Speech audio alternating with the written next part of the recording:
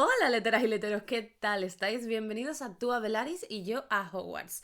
Un refugio, la posada en el camino, el plato de estofado calentito que ofrecemos a los que como tú y como nosotras amamos la literatura. Y también para aquellos que se atreven a embarcarse en la creación de historias. Yo soy Pili y esto es Tú a Velaris y yo a Hogwarts.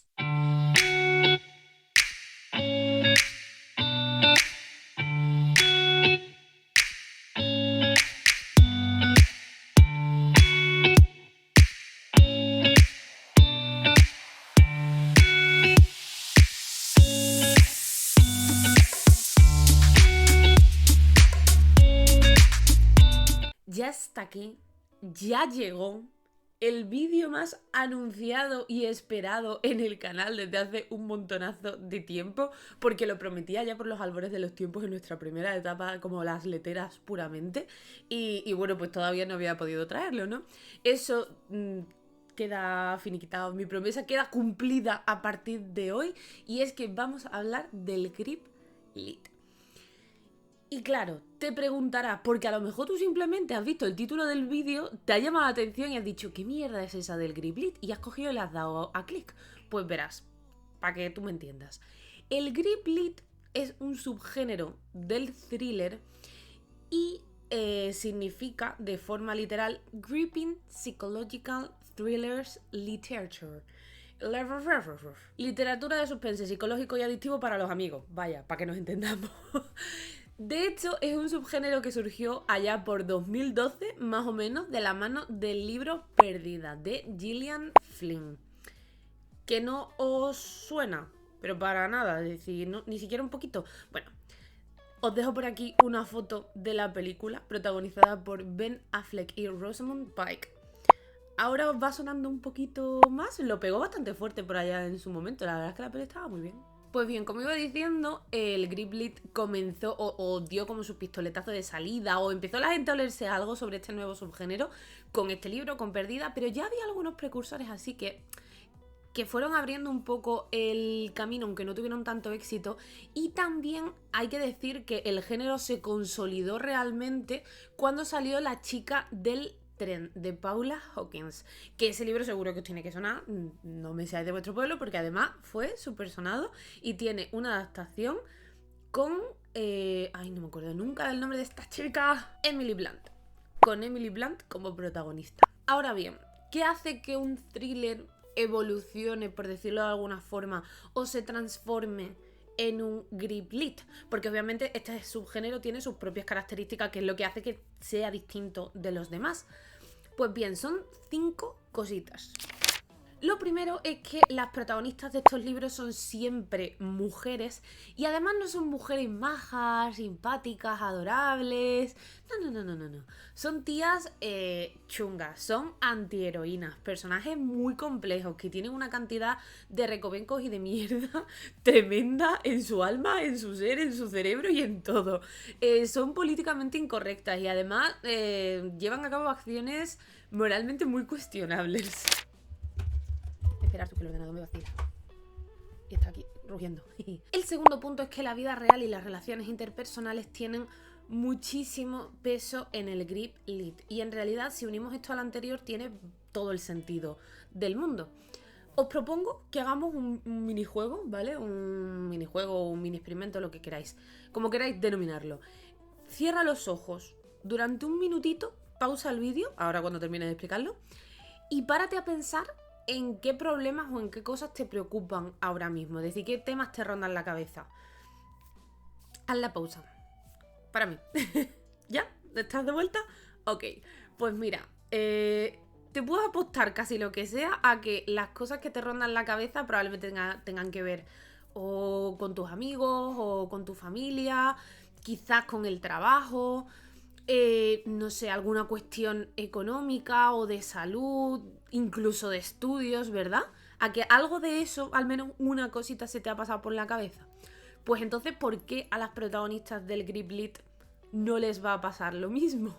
Al fin y al cabo, y esto es cosecha propia, ¿vale? Esto no es parte de la investigación, es la sensación que a mí me ha dado después de haber leído unos cuantos Griplits, es que estos libros no solamente tienen un componente de te lo suelto y ya está, o quiero representar a estas mujeres oscuras, sino que tiene una gran carga de crítica social por detrás.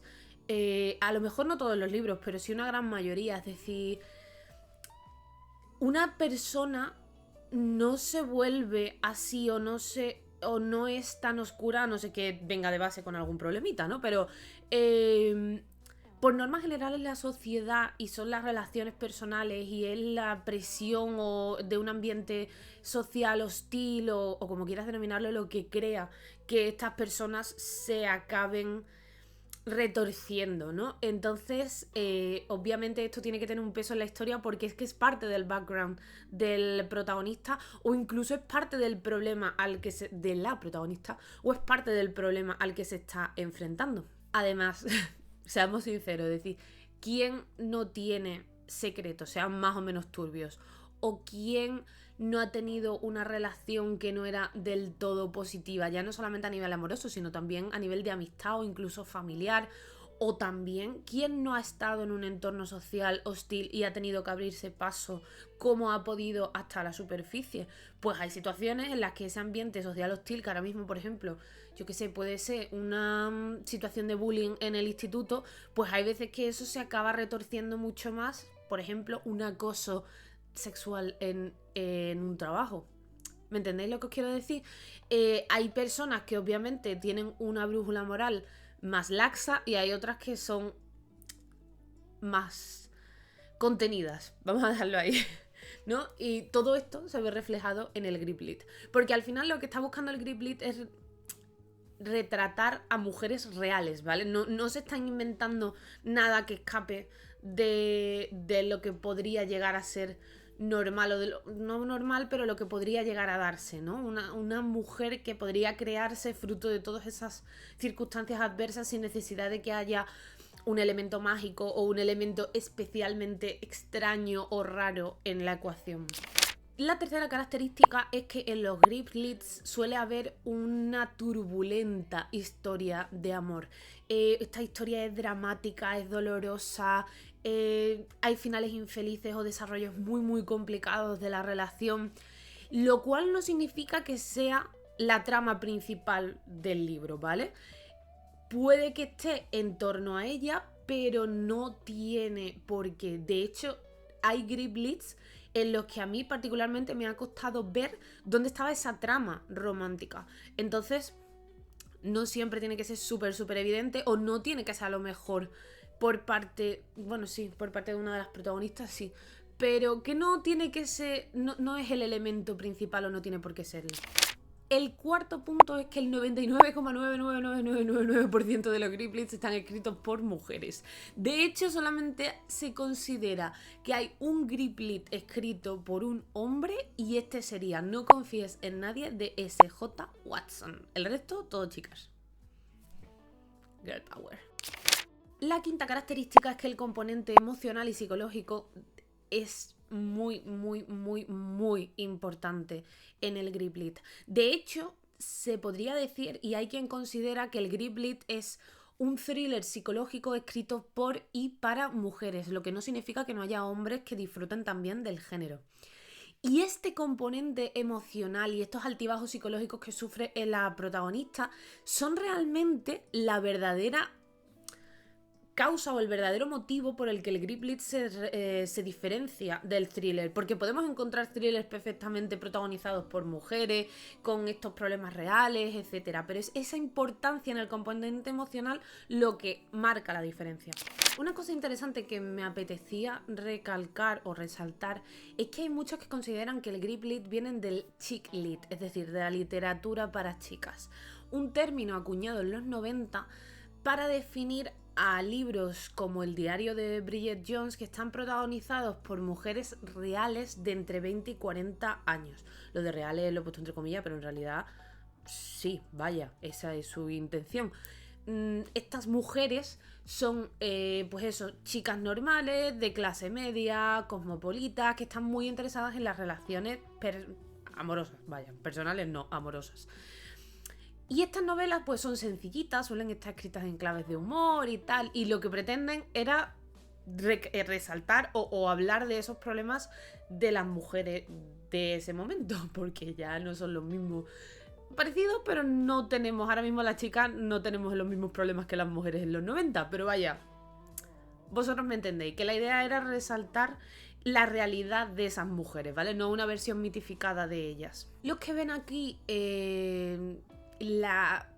como el germen del Grip Lit, lo que hacen es, o lo que quieren decir es que el Grip Lit es esa toma de contacto con la realidad o ese representar los problemas de la vida real de las mujeres, pero retorciéndolas y oscureciéndolas, es decir, tomando esa parte de la realidad chunga y dark que normalmente la gente no quiere ver, pero que también existe. Es decir, hay mujeres que tienen problemas de alcoholismo o problemas de drogadicción o no están bien psicológicamente de la cabeza, simplemente quieren tener hijos y no pueden por alguna razón, tienen problemas con su marido, no son felices porque no han alcanzado el punto profesional que quieren y eso las amarga. Es decir, los problemas no son solamente hay que ver que no he encontrado novio, que tengo 30 y sigo soltera, que eso no es un problema, pero vaya, sino que hay cosas mucho más profundas que dejan una huella mental o que han sido víctimas de abusos o que sus padres no las han querido. Es decir, que hay muchísimas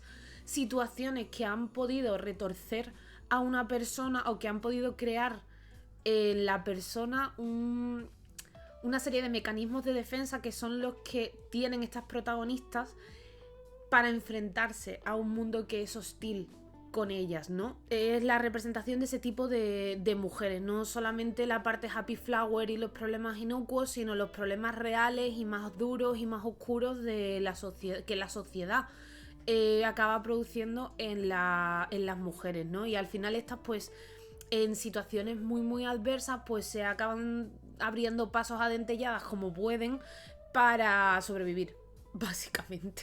O también pueden ser el retrato de mujeres oscuras, es decir, es que hay mujeres que son malas y malas personas, es decir, al final esta infantilización de la mujer o decir que todas somos fantásticas, pues no es cierto, hay algunas que son una auténtica hijas de su puñetera madre. Entonces esto también se puede retratar aquí perfectamente. Yo la verdad es que no sé si estoy 100% de acuerdo con esta teoría de que el Grip Lit nace del Chick Lit.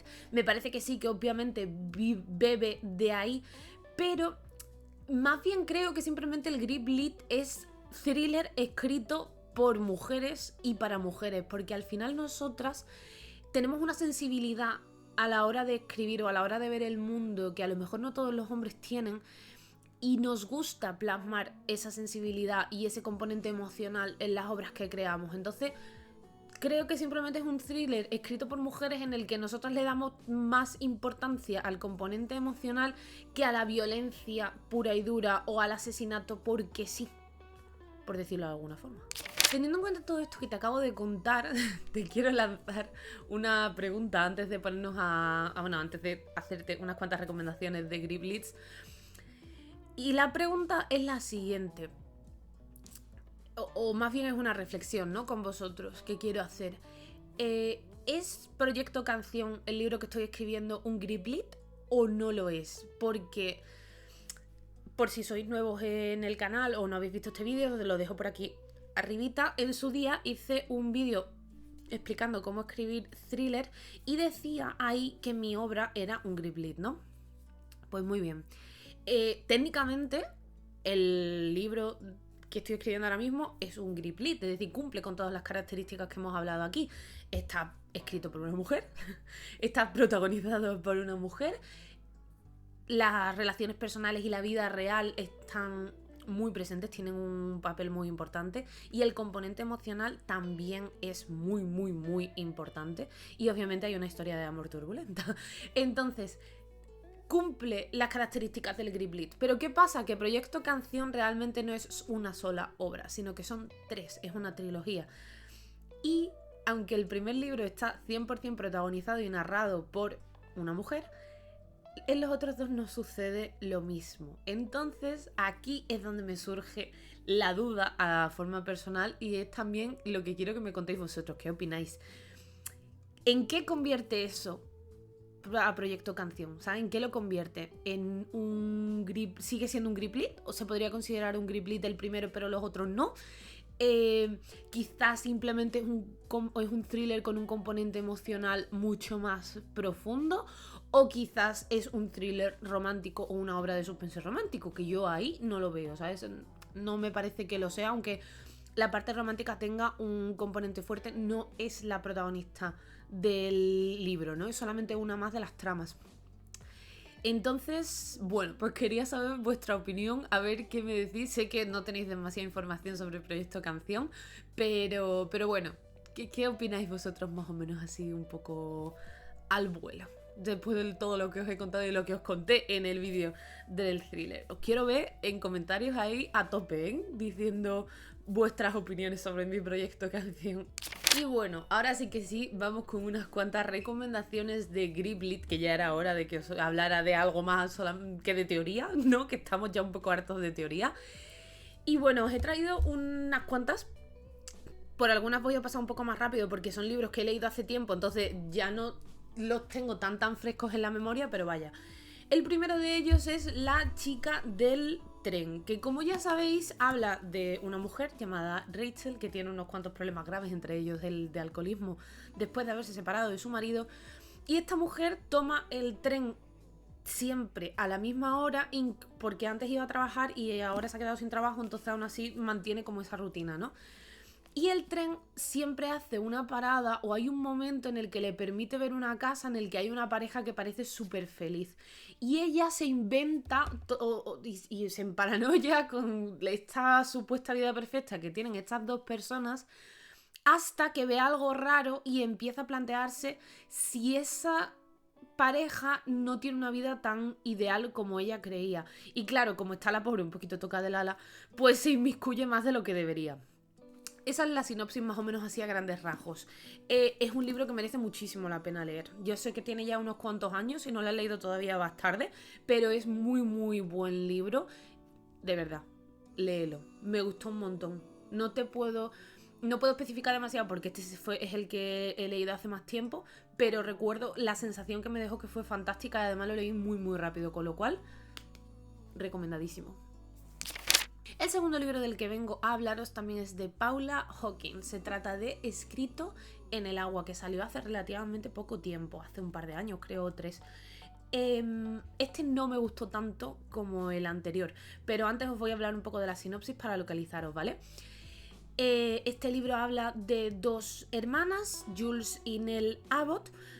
Nell está llamando o llama varias veces a su hermana con la que no se habla durante X días, ¿no? Y después muere, ¿no? Supuestamente se suicida lanzándose a una especie de lago o algo así que hay en el pueblo en el que las dos vivían cuando eran pequeñas, que tiene como mucho misticismo el lago ese, ¿no? Y su hermana Jules se ve obligada, a pesar de que no se hablaba con la otra, a volver al pueblo para cuidar de la hija adolescente de Nell. Y claro, Jules es una persona bastante particular, Nell también lo era, y además está convencida de que su hermana no hubiera saltado, es decir, no se hubiera suicidado. Entonces, cuando llega al pueblo, aparte de todas las mierdas y todos los problemas a los que se va a tener que enfrentar de su pasado, etcétera, pues también se enfrenta al tema de que ella cree que hay alguien del pueblo la asesinó y no sabe quién es, claro. Entonces por ahí van los temas. Es un libro, a ver, que no me entusiasmó. Es decir, tuvo momentos, hubo partes en las que me aburría mucho y lo dejaba, hubo otras partes que sí que las leía del tirón. Me daba como muchos altibajos, ¿no? No me terminó de atrapar como sí que me atrapó La chica del tren. ¿Es recomendable? Si os llama la atención, pues mira, sí, podéis echar un buen rato, pero yo no lo pondría en la lista de tienes que leerlo sí o sí. El siguiente libro os lo dejo por aquí porque no lo tengo en formato físico, lo leí en ebook. Se trata de Otra vuelta de tuerca, de Ruth Ware. Y este libro sí que me gustó, habla de una chica llamada Rowan que encuentra como la oferta de trabajo perfecta, ¿no? Un puesto de niñera, porque ella es, sí, niñera, profesora en un jardín de infancia, algo así podría decirse, pues encuentra un trabajo de niñera con un salario brutal, con alojamiento incluido, en una mansión en medio de las Highlands en Escocia, ¿no? Y decide que se va para allá del tirón. No es realmente lo que estaba buscando, porque estaba buscando otra cosa, pero se topó con el anuncio y fue como, para allá que vamos, ¿no? Y lo que pasa que es que se encuentra con un choque muy brutal entre estar perdida de la mano de Dios en medio de la nada en la casa a la que se ha ido a vivir, con las 3 niñas que tiene que cuidar, y la casa está súper mega ultra preparada a nivel tecnológico, es decir, es una casa domótica pero a lo bestia, muy muy muy a lo bestia, y empiezan a pasar cosas, ¿no? Empiezan a pasar cosas hasta el punto de que Rowan se ve envuelta en la muerte de un niño de la que se le acusa y claro, y tiene un problemón ahí, tiene un problemón. Este libro me gustó muchísimo y me enganchó un montón por la forma en la que está narrado, porque es Rowan hablando a un abogado y está intentando convencerlo para que la defienda, ¿no? Porque ella ya al principio del libro está en la cárcel y eso, está intentando que un abogado súper conocido pues que acepte su caso. Y lo que hace es que escribe una carta larguísima explicándole toda la historia y todo lo que pasó. Desde que encontró el anuncio hasta el final, ¿no? Hablando de, o desvelando todos esos secretos que no desveló a la policía, etcétera, etcétera.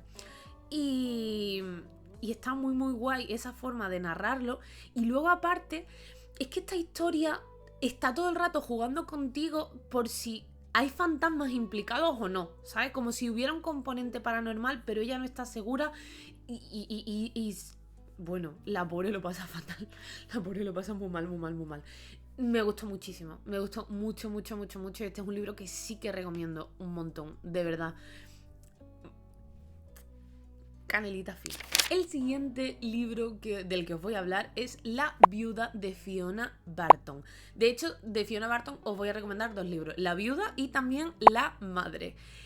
La viuda lo escribió primero y la madre lo escribió después, pero yo los he leído al revés. Yo primero leí La madre y luego leí La viuda. Y la verdad es que La madre me gustó más. Pero bueno, vamos primero con la sinopsis de La viuda y ahora luego os digo la sinopsis de La madre después de daros mi opinión sobre este primero. La viuda habla... bueno, pues... Os voy a leer más o menos la sinopsis, ¿vale? Para que lo tengáis en cuenta porque va a contaroslo mucho mejor que yo.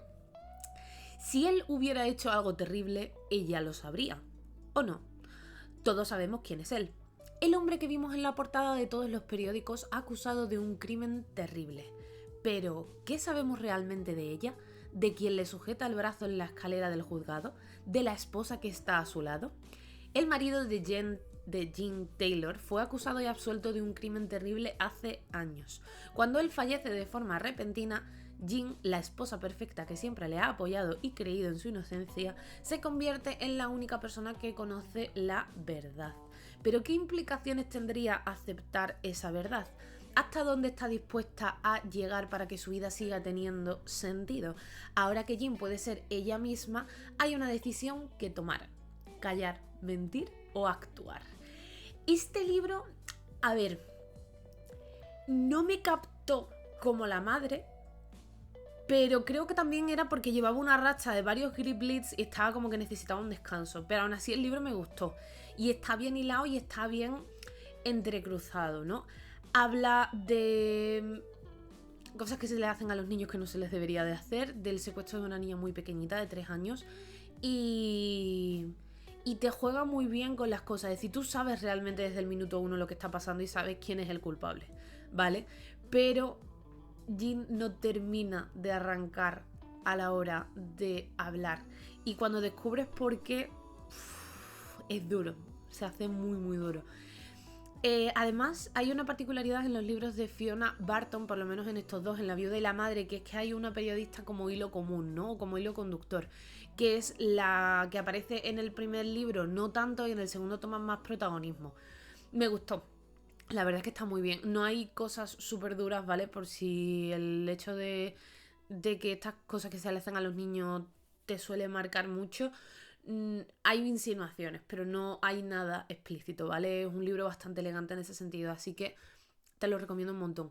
Y sobre todo te recomiendo el de la madre, también de Fiona Barton, que básicamente trata de que aparece una noticia muy muy pequeñita de que se ha encontrado el cadáver de un niño en unas obras, de un bebé muy pequeñito, de un recién nacido, y esto pues levanta o que genera cierta reacción entre mujeres diferentes, ¿no? Para la primera, pues es el recuerdo de lo peor que le ha pasado en la vida. Para la segunda es la peligrosa posibilidad de que un secreto oculto salga a la luz. Y para la tercera, que es esta periodista de la que os hablaba, Kate Waters, es la primera pista en una carrera para descubrir la verdad. Y no solamente se entrelazan las historias de estas tres mujeres, se entrelaza la historia también de una cuarta, y me pareció un libro muy, muy bonito, muy potente. Y de hecho, estos dos libros son los que yo digo que hay más carga, o los que me parece que hay una carga muy importante de crítica social. Y también es un retrato muy guay del periodismo de los años 90, principios de los 2000, no sé, mola mucho. Kate Waters como explica cómo va cambiando el panorama periodístico a lo largo de los años de su carrera. Está muy guay. Y eso, yo os lo recomiendo mucho, me gustó mucho, mucho, mucho este libro, el de la madre. Y hubo alguna cosa que no me terminaba de esperar. Es decir, que al final, conforme se van desarrollando los acontecimientos, empiezas a olerte por dónde van los temas, pero no es algo que tú te veas venir desde el principio y digas, coño, y pasó esto, ¿vale? En absoluto. Así que os lo recomiendo mucho. De verdad, también merece muchísimo la pena. Y si os recomiendo todos estos anteriores, el último libro del que os voy a hablar hoy ya es como la repera. Se trata de Verity, La sombra de un engaño, de Colleen Hoover. Sí, me he comprado la edición especial. He de reconocer que este libro lo leí en Navidades, porque se lo compré a mi madre y me lo leí antes de dárselo, como regalo de Reyes. Y ahora el otro día lo vi en la librería, vi la edición especial y vi que además tenía un capítulo inédito y dije, por mí, por supuestísimo. Porque es que es un libro fantástico, es un libro maravilloso, y de hecho fue el libro que también me hizo darme cuenta, o que me hizo de verdad sentir que mi obra, ¿no? Que Proyecto Canción era un Griplit. Lo que pasa que está lo que os comentaba antes, ¿no? Que el primer tomo sí que sería como un Griplit puro, pero los dos otros ya no, realmente no. Y bueno, ¿de qué va Verity? Pues Verity va de una autora, Lowen Ashlich, que está casi en bancarrota. Es autora de thriller y recibe un encargo muy, muy, muy jugoso a nivel económico, que es terminar una saga que estaba escribiendo una superautora llamada Verity Crawford, ¿no? Es el marido, Jeremy, el que hace esta petición, porque su mujer no puede ponerse a escribir en ese momento por ciertas circunstancias. Vamos, que ha sufrido un accidente que la ha dejado un poco chunga. Y Lowen, aunque al principio no quiere, acaba aceptando el encargo y se muda a la casa de los Crawford para poder mirar todos los papeles que tenía Verity para estudiar la saga que Verity estaba escribiendo y para poder continuar escribiendo los siguientes libros, ¿no? Y cuando está rebuscando los papeles de Verity, se encuentra con una autobiografía bastante oscurita, que supuestamente o que supone que Verity no quiere que vea la luz, al menos hasta que palme, pero que claro, le genera una inquietud muy inquietudosa, y con razón. Es una pasada este libro, es una pasada, juega contigo todo el rato, te hace crearte una imagen mental de lo que está pasando tremenda, para en el último segundo meterte un plot twist que te deja con el culo torciden, semen. Lo leí en 2 días, y eso que estaba trabajando, decía, es que no podía parar de leerlo. Es brutal, es brutal. Si hay un libro de toda esta saga, de toda esta lista de libros que os he recomendado hoy, que verdaderamente tenéis que leer sí o sí, es este, Verity, de Colleen Hoover. Espectacular, espectacular todo. Los personajes, la forma de empezar el libro. Os voy a leer la primera frase. La primera nada más. ¡La primerita! Oigo el crujido del cráneo antes de que me salpique la sangre. Esa es la primera frase del libro. No os dejéis llevar. A lo mejor por esta primera frase, porque a lo mejor os asustáis, pero no os dejéis llevar. Es espectacular. Merece muchísimo, muchísimo la pena leerlo. De verdad, hacedme casito. Que una... algo sabe. Algo. Y bueno, leteras y leteros, hasta aquí el vídeo por hoy. Os he dado la chapa lo suficiente. Ya me he quitado un peso de encima, me siento liberada. De verdad, porque joder. Y bueno, pues nada, que no olvidéis, porque no os lo he dicho antes, me ha pirado por completo, que si os ha gustado el vídeo, pues que le deis like, que lo compartáis y que, por supuesto, si no estáis todavía suscritos, pues que os suscribáis y activéis la campanita de notificación para que YouTube, si les apetece, en algún momento, pues os diga cuando subimos nuevo vídeo. Y también recordaros que tenemos, tanto Laura como yo, nuestras redes sociales súper activadas. Os las dejo por aquí abajo también, para que le echéis un vistazo y por si queréis comentarnos algo por ahí o lo que sea, pues también estamos disponibles para vosotros 24/7. 24/7 quizás no, pero casi casi. Y bueno, leteras y leteros, pues nos vamos viendo por aquí en algún momento de la vida. La próxima semana hay un episodio del podcast muy, muy, muy, muy guay que os va a gustar, sobre todo si os mola el salseo. El episodio de la semana que viene va a dar mucho de qué hablar, valga la redundancia. Y bueno, que tengáis una buena semanita o un buen día o un buen mes. No me veas cuando me veas en este vídeo.